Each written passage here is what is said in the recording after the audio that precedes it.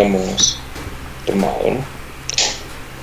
Bueno, la derivada de la función phi. Ok, entonces vamos a ver lo de la derivada. Por aquí tenemos a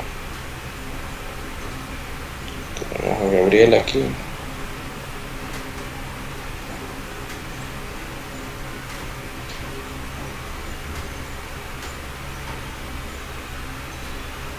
Voy a hacer un zoom de esto.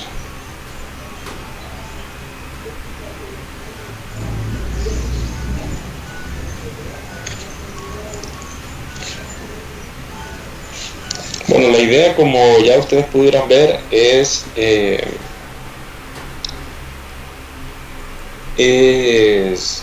aplicar la derivación logarítmica, ¿no? Eso era la idea que quería que tuvieran en cuenta ahí. Usualmente la derivación logarítmica es útil cuando yo tengo producto de cosas, ¿verdad? Que es el caso de la base lagrangiana, que aparece ese producto ahí. Entonces, bueno, eso quería lo tuviésemos en cuenta. Bueno, según lo que vamos a ver, vean que esta parte de acá es el mismo polinomio de Lagrange, ¿no? Lo único es que va multiplicado por esta suma. Entonces vamos a seguir esa idea, ¿no? Entonces yo lo que entiendo, si no me equivoco y ustedes me corrigen, ¿no? Que básicamente vamos a necesitar algo como esto, que es lo del polinomio de Lagrange, pero hay que multiplicar por esta suma de acá. ¿De acuerdo? Esta suma va desde, bueno, aquí dice hasta acá.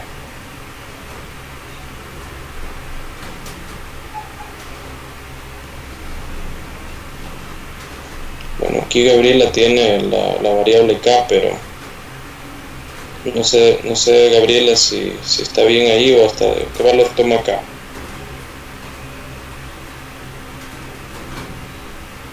Creo que está ahí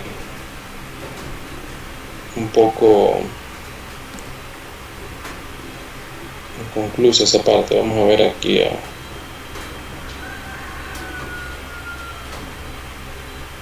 Rafael. Bueno, Rafael tiene hasta acá también.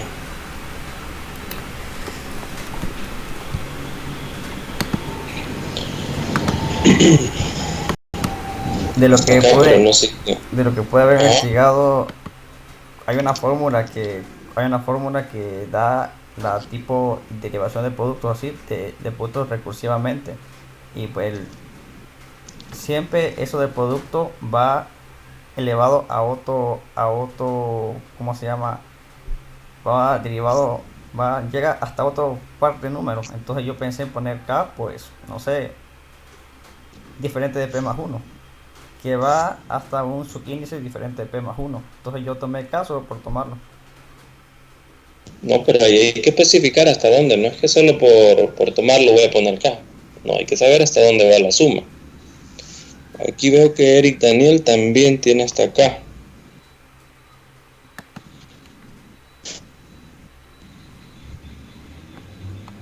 Vamos a ver Génesis.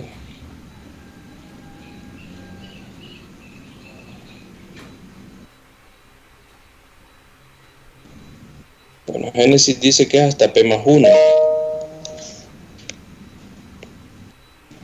Vamos a tomarlo hasta P más 1. Vamos a hacer caso a Génesis.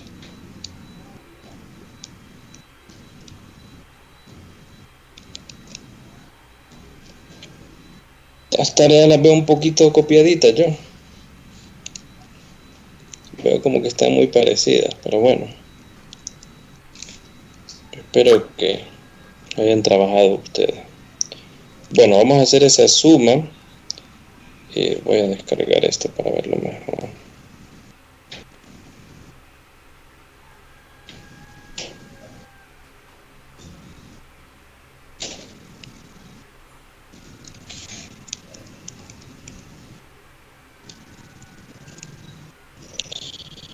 Ajá. Bueno, es el mismo, miren que dentro del mismo ciclo for podemos hacerlo porque me dice que va desde j igual a 1 hasta p más 1 y este también. Y aquí se cumple para j diferente de i, solo que aquí es una suma la que tenemos que hacer. Entonces ya tenemos la parte del producto que eso lo habíamos hecho en la clase anterior. Vamos a agregar otra variable que le vamos a llamar z, una variable temporal, o s la vamos a llamar porque es como un acumulador. Pero lo inicializamos en 0 porque vamos a ir sumando ahí. Entonces aquí vamos a hacer algo como s igual a lo que ya tiene s más lo que vamos a agregar, que es 1 dividido entre, y aquí sería, es como lo que va abajo ya, es como esto de acá.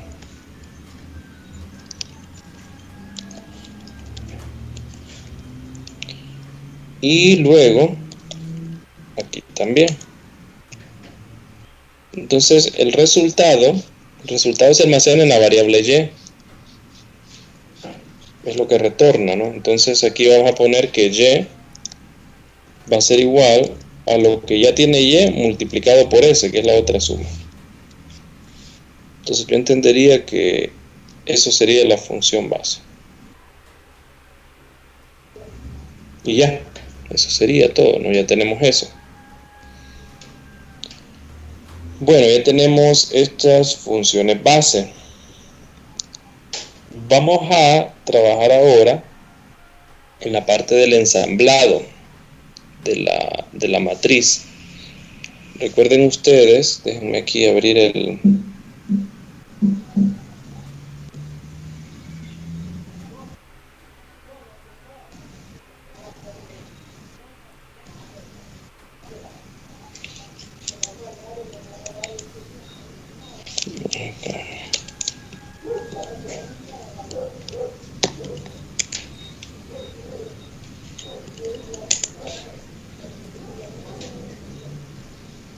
Recuerden ustedes que al final lo que nosotros queremos hacer es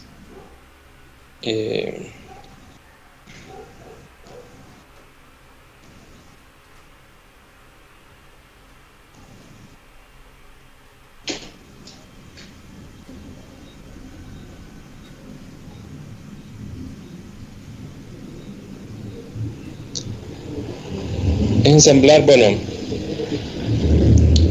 primero que nada es, esta es como que la matriz local, vean que es una matriz local, ¿verdad? En el elemento K es el índice del elemento, ¿no? Entonces en este documento MIJ super K representa una matriz local, es una matriz que ensamblamos en cada elemento, y recuerden, según lo que ya platicamos, ¿no? Si ustedes lo recuerdan bien, esa pequeña matriz la vamos a ensamblar o la vamos a ver los aportes que hace en la matriz global. Entonces hay dos matrices, una local y otra global, ¿de acuerdo? Eso lo explico por acá, si se fijan, ¿no? en este diagrama que tenemos aquí, en esta matriz con estos asteriscos. Por ejemplo, aquí dice, notamos entonces que en el elemento K igual a 3, con P igual a 3, se tiene que el arreglo de índices es este, ¿verdad? En base a esta malla que tengo acá, para polinomios de grado 3, en el elemento 3, ¿cuáles son los índices? Bueno, está el 3, el 10, el 11 y el 4. Y esos son los que aparecen acá, 3, 10, 11, 4. Entonces vean que yo voy a ensamblar una matriz local. Estos asteriscos de acá son una matriz que corresponde a polinomios de grado 3. Esta matriz está calculada para este elemento, para el número 3. Pero la numeración de los nodos es importante conocerla. Estos nodos que los pongo aquí en el índice de las columnas y en el de las filas, solamente es para saber dónde van a aportar eso en la matriz global. Pero no quiero discutir esa parte ahorita, ¿verdad? Lo importante es que entendamos que en la implementación yo necesito calcular una matriz local, ¿verdad? Cuando esa matriz local, si utilizo polinomios de grado 1, va a ser una matriz de 2 por 2 porque localmente tengo dos funciones base. Si tengo polinomios de grado 2, va a ser una matriz de 3 por 3 porque localmente en cada elemento tengo 3 funciones bases para polinomios de grado 2. Y así voy, ¿de acuerdo? Entonces, eso es importante entenderlo. Esa matriz local pues está dada por esta fórmula. Esto es lo que me refiero acá, ¿verdad? Es básicamente calcular estas integrales que ven acá. Entonces vean que aquí aparecen las derivadas de las funciones base, aquí aparecen las funciones base, aquí aparece el jacobiano y todo, aquí aparece la transformación. Entonces vean que ya tenemos todo listo como para ensamblar esa matriz local. ¿Lo ven? Entonces eso es lo que vamos a tratar de hacer. Una función que me calcule la matriz local en cada elemento. No sé, si hay preguntas me pueden ir ahí interrumpiendo, ¿no? Vamos a crear entonces otro archivo.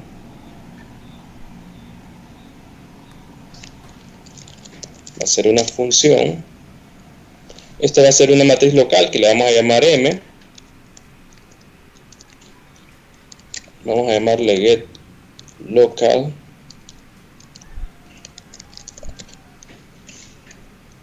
Vamos a llamarle así.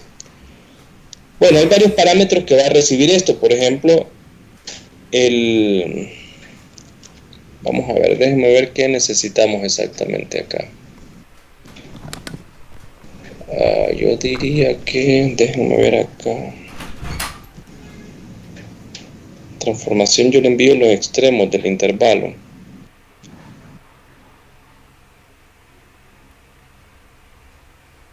O el elemento. Bueno, yo diría que sí, puede ser el elemento, uno de los parámetros. Recuerden que E es un arreglo que indica los extremos de un elemento, ¿no? Es decir, quién es X1 y X2, por ejemplo.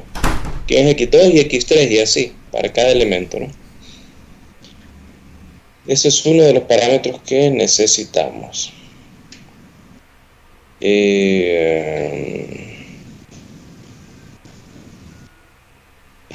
Vamos a ver la transformación, que ya es una función que está por ahí. Bueno, yo creería que solo esto. Vamos a ver si nos aparece algún parámetro ahí adicional. El grado de polinomio. El grado de polinomio le estamos llamando P mayúscula.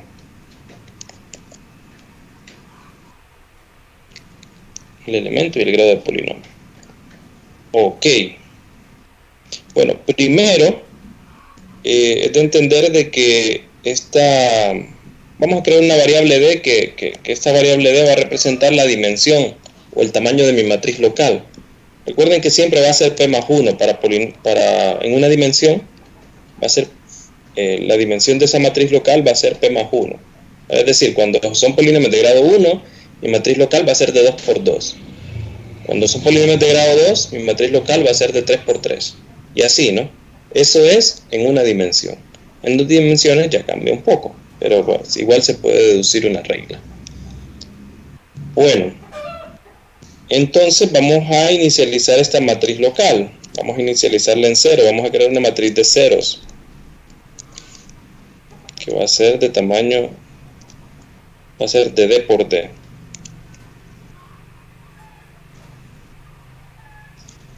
Y luego, entonces vamos a tener que ir llenando esa matriz, ¿no? Y varía desde 1 a D. Y vamos a crear otro ciclo for para la variable J, de 1 a D. Y entonces ahora procedemos a calcular estas integrales que aparecen acá.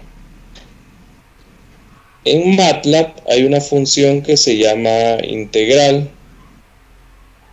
Si no me equivoco, a mí siempre se me olvidan estas funciones, pero aquí lo buscamos.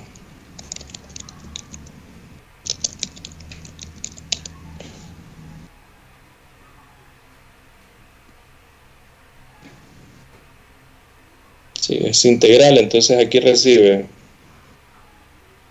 la función, el valor mínimo y el valor máximo.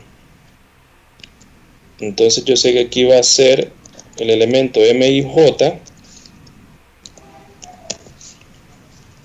va a ser igual a la integral de algo. Y los extremos en los que voy a integrar es de 0 a 1, porque recuerden que todo yo lo voy a escribir en base a mi elemento de referencia. Ahora, ¿cuál es la función que yo tengo que integrar? Pues es esta que está aquí. Esta función P y la función R son parámetros. Esas las podemos poner aquí como parámetros, ¿verdad? Vamos a ponerle P y R. Esta es una forma de hacerlo, pero pueden haber otras quizás más apropiadas.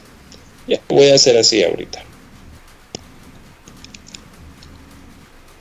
Ok, entonces en principio aquí voy a integrar P evaluado en la transformación. La transformación aquí está, depende de X y de E. Aquí sería de X y de E, se lo paso como parámetro. Ojo, esta variable X, aquí en esta parte, el X es una variable, yo tengo que decirle a MATLAB que eso es una variable de una función. Entonces eso lo hago con el operador arroba aquí al inicio, ¿no? Hay que ponerlo así. Pero bueno, no solo es la función P, esto va multiplicado por las derivadas. ¿Lo ven? Estas derivadas de las funciones base, que son las que acabamos de implementar. Entonces aquí va multiplicado por de phi. Entonces phi depende de X, P y de I. X, P y de I. Y luego va multiplicado por lo mismo, pero en vez de I va J acá. Entonces le estamos diciendo a MATLAB que integre una función para la variable X, que estaría dado por P evaluada en la transformación, multiplicado por la derivada de phi sub I, multiplicado por la derivada de phi sub J. ¿Lo ven? Esto es lo que le estoy diciendo a MATLAB acá, que básicamente es esto que aparece aquí.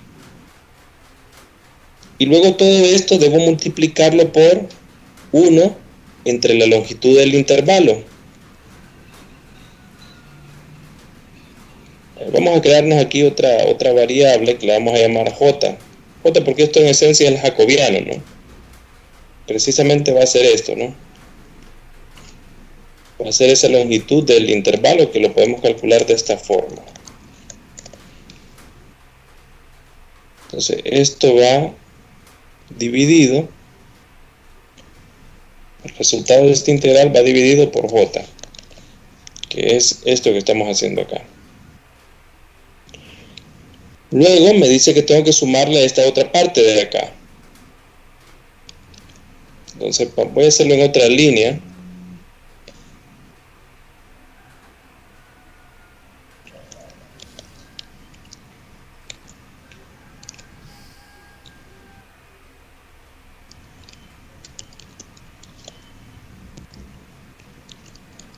Entonces lo que ya tiene le vamos a agregar esa otra integral que tengo ahí.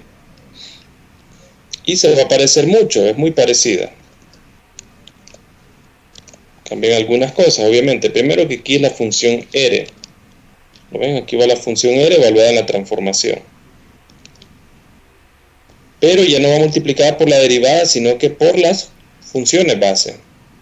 Entonces aquí sería phi I y phi J.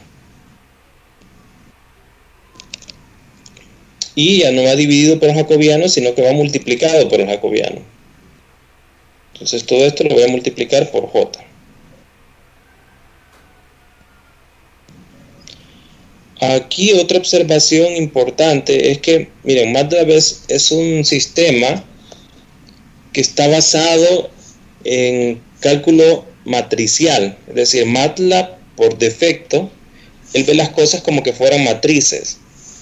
Y cuando ve una multiplicación, no importa, aunque no sea una matriz, aunque sea un escalar, pero MATLAB cuando ve una multiplicación de algo, él por defecto piensa que está multiplicando matrices, aún sea una función, aún sea un escalar, cualquier cosa que está multiplicando le tiende a ver como una matriz en la medida de lo posible. Entonces cuando yo hablo aquí de multiplicación, MATLAB en general está pensando en multiplicación de matrices.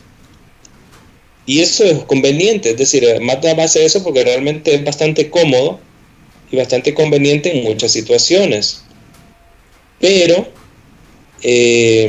no siempre, o en algunas ocasiones, si yo no tengo cuidado de eso, me puede llevar a algunos errores. Entonces, cuando yo quiero hacer énfasis que es una multiplicación escalar, o que quiero que sea una multiplicación puntual, que no me lo vea tanto como una matriz, sino que me lo vea más como una multiplicación entre punto a punto, ¿verdad? Entre elementos de un arreglo o cualquier cosa, entonces yo le pongo un puntito acá. Y eso puede evitarles algunos errores. Es difícil explicar esto porque hay que tener más experiencia con MATLAB, pero así la sugerencia que les doy es que si están seguros que no es una matriz lo que están multiplicando, traten de ponerle el puntito, porque eso puede resultar conveniente y además evitarle algunos errores de sintaxis ahí o errores de cálculo que MATLAB les va a tirar. Entonces le decimos ahí a MATLAB que estamos haciendo una multiplicación puntual. Por eso el puntito que lleva ahí. Bueno, y con eso ya tenemos ya nuestra matriz local. Ahí termina todo. Así que esperamos que todo esté bien y lo guardamos. Bueno, teniendo la matriz local, lo que sigue es el ensamblado de la matriz. Entonces, vamos pero ya no de la matriz local, sino que la global. Entonces vamos a crear otra función que se va a llamar getGlobalMatrix.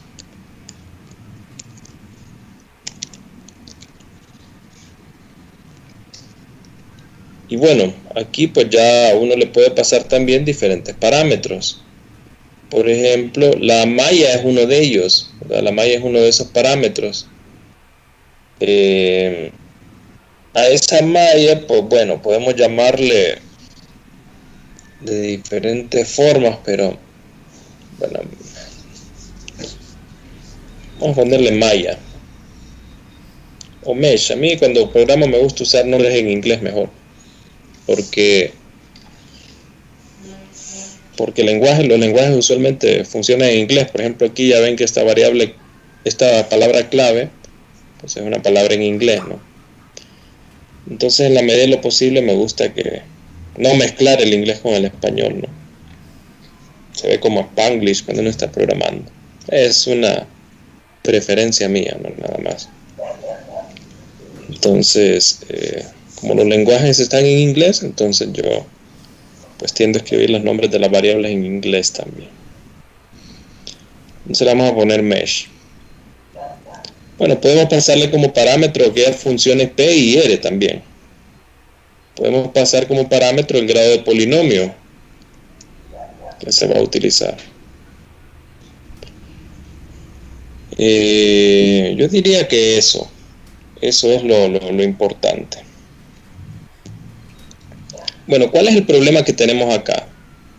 Que no hemos hablado de una estructura de datos para la malla, es decir, yo no sé cómo es que he almacenado los elementos de esta malla.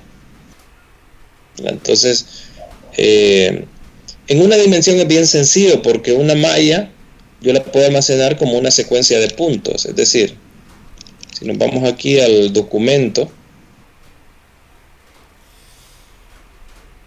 para mí esta malla es simplemente almacenar esta secuencia de puntos, ¿no?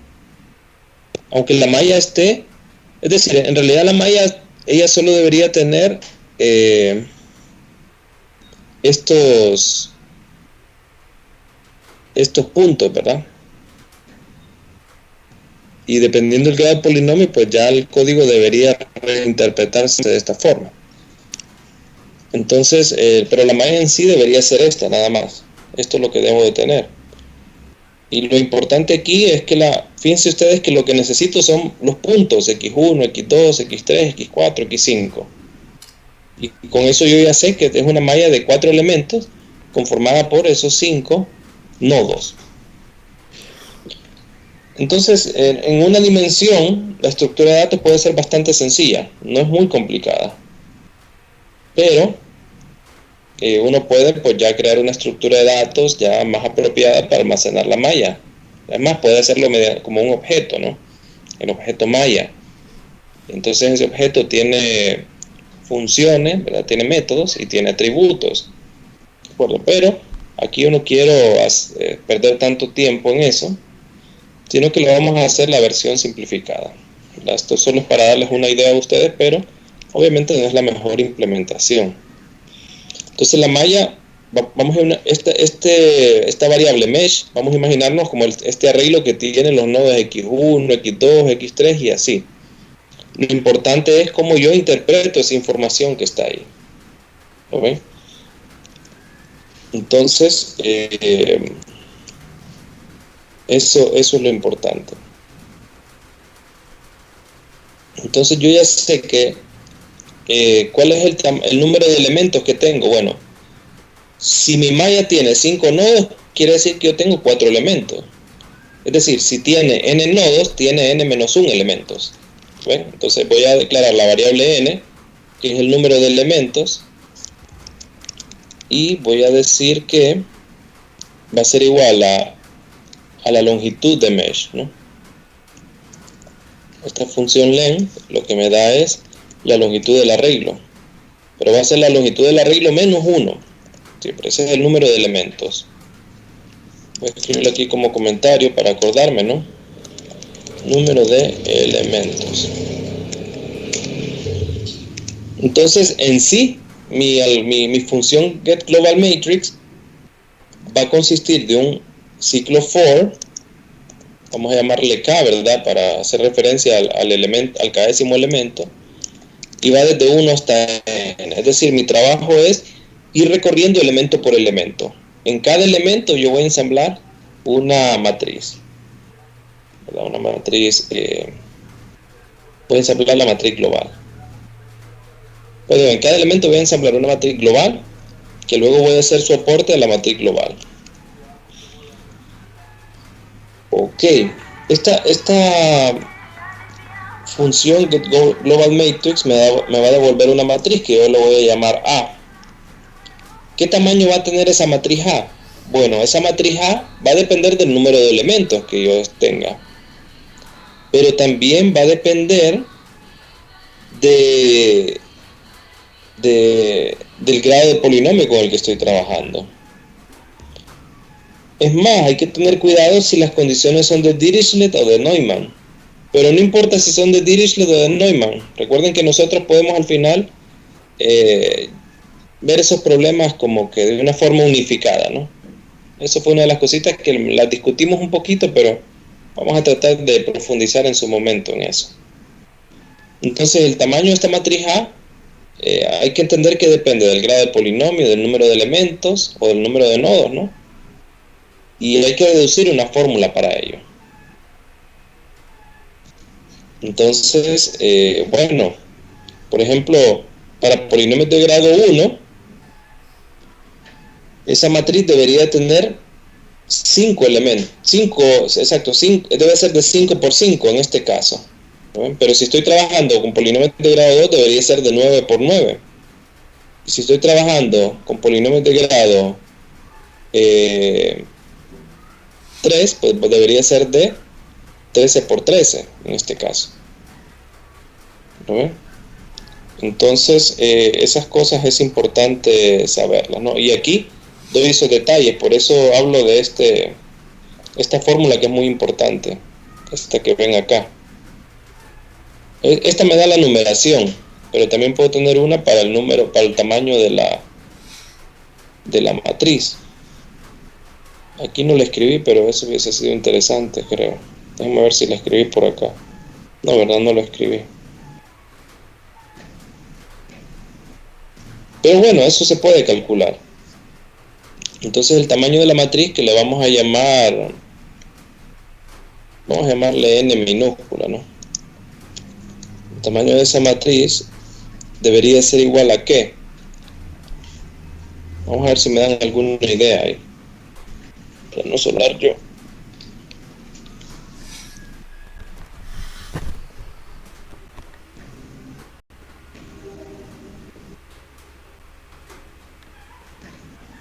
a la cantidad de funciones bases que se están utilizando.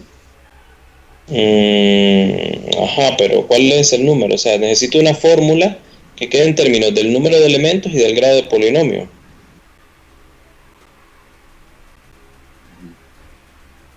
Eh,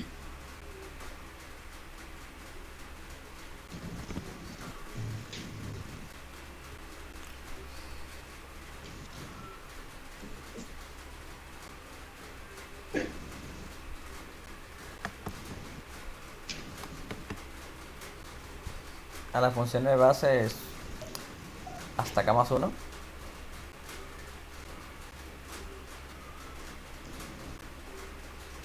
¿Cuántas funciones bases son por elemento? Depende del grado de polinomio. Claro, claro. Entonces sería un producto de cantidad de elementos por la cantidad de funciones bases por locales, por elemento. No exactamente, porque algunas son comunes, Ah, sí. pero por ahí va más o menos una posible forma. Por ejemplo, fíjense bien, yo podría tomar 1, 2, 3, luego 1, 2, 3, 1, 2, 3, 1, 2, 3, excepto este último, ¿verdad? De acá. Entonces yo puedo pensar en el número de elementos multiplicado por el grado de polinomio más 1. Es decir, la fórmula que propongo es número de elementos, que es n, multiplicado por el grado de polinomio, que es p, más 1. Esta podría ser una fórmula para calcular ese tamaño de la matriz. Entonces, por ejemplo, si tengo 4 elementos y estoy usando polinomios de grado 3, esto me dice que 4 por 3 es 12, más 1 es 13, que coincide con lo que tengo acá. Ahora, si son polinomios de grado 2, entonces debería ser 4 por 2, 8, más 1, 9. Ah, coincide con esto que está acá. Si son polinomios de grado 1, sería 4 por 1, 4, más 1, 5. Ah, entonces coincide con esto de acá. Entonces, aparentemente esta fórmula está funcionando bien. Entonces, aquí yo puedo concluir de que la matriz A la voy a inicializar en una matriz de ceros de n por n. ¿Lo ven? Bueno, eso es una de las cosas, ¿verdad? Ahora, ya una vez que tengo inicializada esta matriz con el número de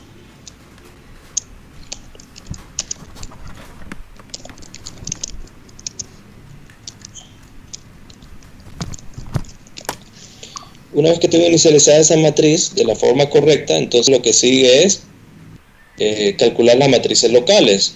En principio aquí lo único que tengo que hacer es, voy a crearme esta matriz M y le voy a decir igual a get local matrix,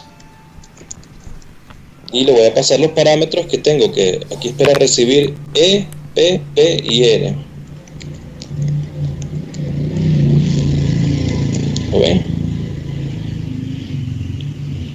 Y ahora el trabajo es cómo esta información que está aquí se la paso a la matriz A.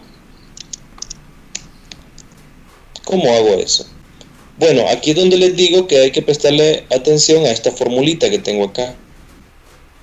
¿Ven? Esta es importante, porque es la que me va a decir cómo va. Entonces vean que aquí ya lo tengo bien sencillo. O sea, todo está bien masticadito, solo hay que entenderlo, ¿no? Primero tengo que calcular este J. Entonces yo digo J es igual a K-1, que es el elemento en el que estoy. Es el índice, ¿verdad? Es este K, el índice del elemento en el que estoy moviendo, si es el elemento 1, 2 y así, multiplicado por P, que es el grado de polinomio. Eso es J. Y luego me voy a crear este arreglo que le llamo L minúscula. L minúscula, ¿qué va a ser igual? Es un arreglo que va desde J más 1 hasta J más P más 1. Pero miren que va aumentando de 1 en 1. Entonces es bien fácil crearlo aquí en MATLAB. Yo lo puedo hacer con... Perdón, permítanme.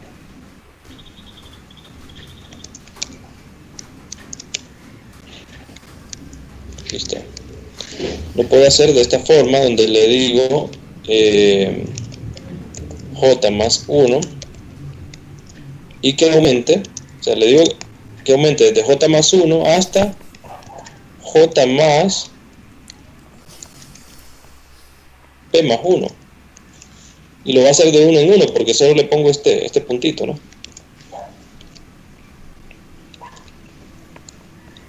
Esto hay que entenderlo, ¿verdad? Yo les sugiero a ustedes que traten de entender esto, del por qué. Aquí medio lo explico, pero ustedes tienen que rellenar ahí el porqué de eso. O tienen que comprobar, tratar de que les haga sentido esa fórmula. Que si no, parece que me la saqué de la manga, ¿no? Entonces ya tengo L. Este es un arreglo donde me está dando los índices en la matriz global. Por lo tanto, yo debería de acceder, como la matriz global es simétrica, entonces yo puedo acceder así. Y le digo que me le asigne esto. Pero recuerden de que no es una asignación, en realidad es una contribución. Entonces lo que ya tiene, le voy a sumar esto. Y ahí está. ¿Lo ven? Ya eso sería todo, ya tenemos el 50 o 70% del método de elemento finito. Más o menos.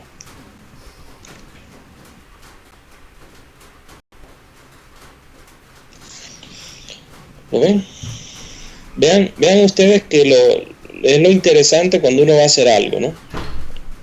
Que uno tiene que entender bien cada cosa. Y vean que en 13 líneas de código tengo ahí la parte más complicada del método de elemento finito. En 13 líneas de código, que esto es lo más complicado. Y aquí esta otra parte en 11. Esta otra parte en 3. 16 esta. 11. ¿Lo ven? Eso es lo importante de hacer bien los módulos de su programa. ¿Lo ven? Y entender bien, usar bien el lenguaje, que uno de una forma clara, ordenada, puede ir implementando las cosas. Esto va a hacer que cuando tengamos que buscar un error sea más fácil buscarlo. ¿Lo ven? Entonces, cuando ustedes programen, traten de hacerlo en este sentido, ¿no? De hacer bien, diseñar bien los módulos de su programa e irlos simplificando. Bueno, hacen falta aquí otras cosas, por ejemplo, el cálculo del vector lado derecho, que es esta parte de acá.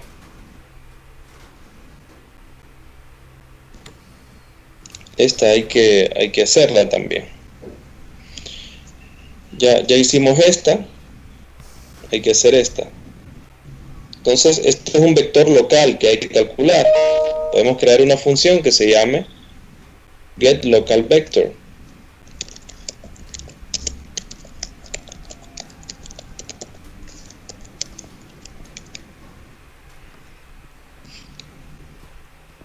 Y entonces esta va a recibir como parámetro algunas cosas similares, por ejemplo, va a ser algo similar a esto, pero aquí va a recibir, fíjense bien que aquí necesito la función f y la función g. Bueno, necesito p y r también.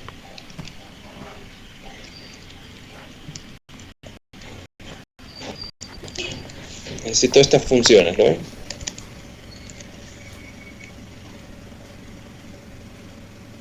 Vamos a llamarle b a este vector.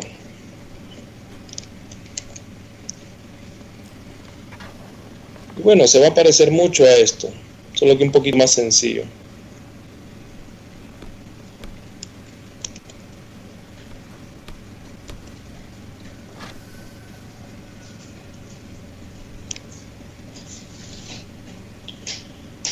Aquí ya no va a ser una matriz, sino que va a ser un vectorcito, que le vamos a llamar B. Este va a ser un vector columna, entonces va a ser de tamaño de D por 1. J pues es esto. Y ya este ciclo for no lo necesito. sino que con un ciclo for es suficiente.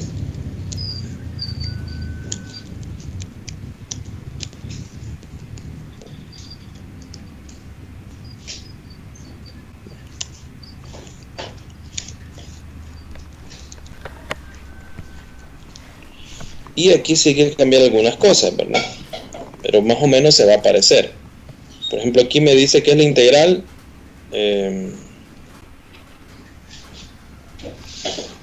Bueno, aquí hay que escribir esto. Fíjense que... aquí está. Aquí está ya. Por ejemplo, la integral de a a b, perdón, de 0 a 1, de esto. Fíjense que aquí estoy tomando esta parte, lo cual corresponde a esta parte de acá. Esta otra parte de acá, estas dos integrales, en realidad solo se hacen en los elementos que tienen que ver con el extremo del intervalo. Es decir, esto no lo voy a hacer en todos los extremos del intervalo. ¿Lo ven? Solo en algunos. Entonces, no vamos a hacer esta parte de aquí ahorita. Vamos a enfocarnos en esta parte de acá. Nada más, que eso es lo más importante. Más bien en ese sentido no necesito pasar esta, fíjense. Esto no lo necesito ahorita. Ya vamos a ver cómo hacemos esa corrección después. Porque lo que necesito es esto nada más. Entonces, bueno, va a ser algo aquí más sencillo. Vamos a llamarle B. Esto ya no lo vamos a necesitar. Aquí, ¿cuál es la función? Bueno, sería la función f evaluada en la transformación, si se fijan, ¿no? F evaluada en la transformación multiplicado por phi sub i. Entonces, y esto ya lo quitamos. Sería así nada más. Y va multiplicado por el jacobiano. Entonces aquí multiplico por el jacobiano. Y ya está. Eso sería todo.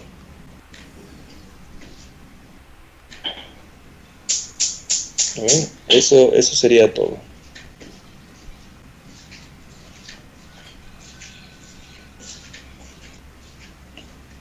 Bueno, no quiero sobrecargarlos mucho, pero quiero que ustedes también vayan comprendiendo algunas cosas.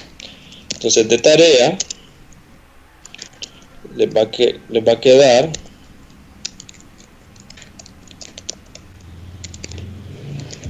esta función. Quiero que ustedes la piensen más o menos en este mismo estilo. Va a ser una cosa muy similar a esta, bastante similar. Entonces quiero que lo piensen y que hagan una función para hacer el ensamblado del vector global. Ya les hice el del vector local. Ahora tienen que hacer ustedes el del vector global. Piensen un poco y para la próxima semana lo vemos, ¿no? Y teniendo eso, pues ya con eso casi tenemos el método. Ya tenemos la implementación. Solo sería de determinar algunos detallitos ahí de las condiciones de frontera, que eso se lo voy a aclarar en la próxima clase. ¿Estamos? Sí. Ok. Ya con ese vector global implementado y unas condiciones, ya podíamos tener programas para resolver poemas de elementos finitos, ¿verdad? Claro, para la ecuación que hemos trabajado, el problema modelo que hemos trabajado, ya podríamos resolverlo con eso. Eso lo vamos a ver en la... O sea, ustedes me hacen la propuesta de lo que les quedó, lo discutimos acá y luego terminamos el detallito de las condiciones de frontera que hay que afinar y entonces hacemos un ejemplo. Hacemos un ejemplo, sí. Ok. Sí. ¿Alguna otra pregunta?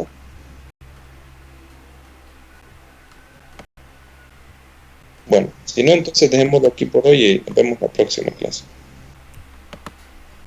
Próximo viernes. Bueno, gracias. Hasta el próximo viernes. Bueno. Ok. Profesor, no se le olvide compartirnos las grabaciones. Ok, sí. Voy a ver si ahorita le hago eso. Yo tardo unos minutitos en que se genere el video y luego compartir. Sí, Vamos a por enviárselo. favor. Vale. Gracias.